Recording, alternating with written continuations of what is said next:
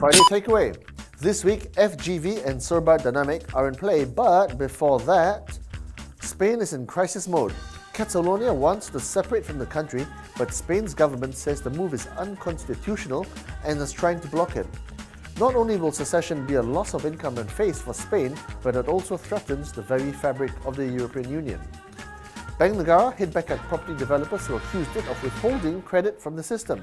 It told developers Malaysians can't buy their own homes because they simply are not affordable.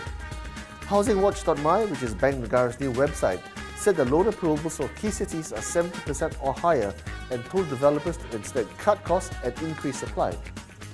MACC is issuing a new report breaking each ministry on corruption and abuse of power. The blockbuster will be completed and validated by experts and released by the end of the year. That's not all. MACC will also name the 5 cleanest ministries in terms of corruption and abuse of power. A quick look now at the CI. As at 10 a.m, the index was down 0.04% to 1,753 points, lower by 0.6% from last Friday's closing. Year to date, the CI is still up 6.7%. Next up, some big weekly movers.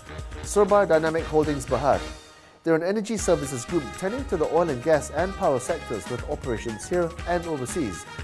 They've announced their maiden venture in Africa via a JV with a local African water company called Jonaco. They're going to build, operate and maintain an industrial chemicals plant in Tanzania for up to 15 years. Serba shares surged on the news, gaining 14% in just 1 week.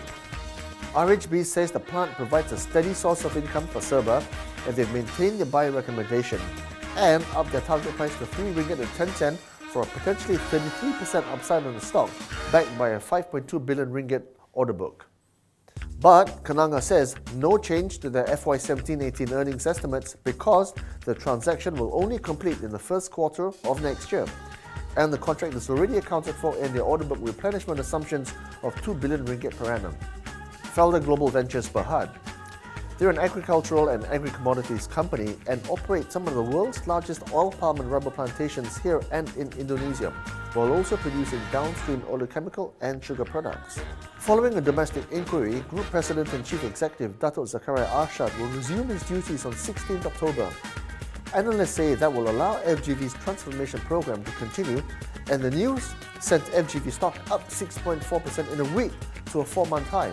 CIMB upgraded FGV from a reduced to a hold with a higher target price of 1.80 ringgit, adding that FGV's share price should also be supported by improved yields and the sale of non-core assets.